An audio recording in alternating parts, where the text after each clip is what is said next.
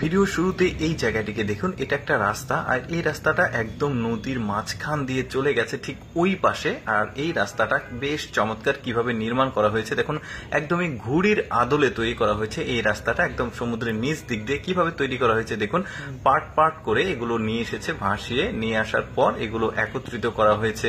একত্রিত করার পর যখন গোল চত্বর, যেটা মেন জিনিসটা, ওইটা তৈরি হয়ে গেছে, এখন মূল কাজ হচ্ছে রাস্তা নির্মাণ করা। এখন পানির নিচে কিভাবে রাস্তাটা নির্মাণ করা হয়েছিল এবার সেটা বুঝতে পারবেন। এই যে স্ট্রাকচার গুলো আসলে গ্রাফিক্স করে দেখানো হয়েছে। এই যে দেখতে পাচ্ছেন রাস্তাটা অলরেডি তৈরি হয়ে গেছে, নিচের যে টানেলটা সেটা তৈরি হয়ে গেছে। এখন এটা জনগণের জন্য উন্মুক্ত করে দেওয়া হয়েছে। বেশ চমৎকার দেখতে, উপর দিক দিয়ে লাইট দেখা যাচ্ছে। তারপরে আরেকটা আজব জায়গা দেখায় দেখুন, সমুদ্রের মাঝখানে অনেক বড় বড় বাড়ি সহ একটা দ্বীপ দেখা যাচ্ছে। বেশ চমৎকার, অনেক বড় বড় দালান কোঠা থেকে কেউ ভাবতে পারে এটা একটা শহর, মিনি শহর, বাট না, এটা একটা গ্রাম। এটা একটা জেলেদের গ্রাম। এখানে যারা বসবাস করে সবাই এই আশেপাশে মাছ ধরেই আসলে জীবন যাপন করে। এই যে দেখতে পাচ্ছেন, এখানে যাওয়ার একমাত্র উপায় হচ্ছে নৌকা, এই গ্রামে যাওয়ার।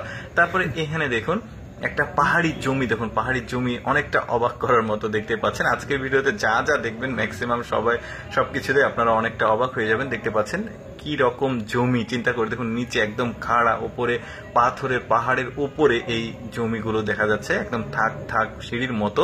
উপরে একটা বাড়িও দেখা গেল, কি দারুণ দেখতে পাচ্ছেন। অনেকটা কিন্তু রিস্কি, সবাই এখানে চাষাবাদ করতে পারবে বলে মনে হয় না, পাহাড়ি অঞ্চল যেহেতু। তারপরে দেখুন একটা ব্যতিক্রম রাস্তা দেখায়, একদম পাহাড়ের পাথর, যে পাথরের পাহাড় সেটা কেটে এই রাস্তাটাকে নির্মাণ করা হয়েছে। মাত্র 1 লেনের রাস্তা, গাড়ি অনেক ধীরে ধীরে যায়, কিন্তু ডাবল গাড়ি যখন আসে এদিক ওদিক থেকে তখনই হয় মূল সমস্যা। এবার দেখতে পাচ্ছেন যেটা, এখন একটা গাড়ি পেছনে না গেলে আরেকটা গাড়ি সামনে যেতে পারবে না। তারপরে দেখুন আরেকটা ব্যতিক্রম রাস্তা, একদম পাহাড়ের উঁচুতে, একদম মাথার উপর দিক দিয়ে রাস্তাটা নির্মাণ করা হয়েছে। তবে একটা বিশেষ ব্যাপার লক্ষণীয় এখানে, যে এই রাস্তাতে আপনি হেঁটে যেতে পারবেন, কোনো গাড়ি নিয়ে যেতে পারবেন না, সিঁড়ি বেয়ে রাস্তাটা করা হয়েছে। এখন আপনারা বলতে পারেন যে কেন এই রাস্তাটা নির্মাণ করা হয়েছে, এটার কারণটা হচ্ছে এই রাস্তাতে এই বিভিন্ন ভিউ পয়েন্ট রয়েছে, ওই ভিউ পয়েন্ট গুলো থেকে সৌন্দর্য উপভোগ করার জন্য এই রাস্তাটা আর কি। তারপরে দেখুন একটা শহর দেখায় আপনাদেরকে, একদম পাহাড়ের উপরে। এর আগে রাস্তা দেখেছি, এবার শহর দেখুন, কত দালান কোঠা, মাঝখান দিয়ে আবার একটা রাস্তা আছে।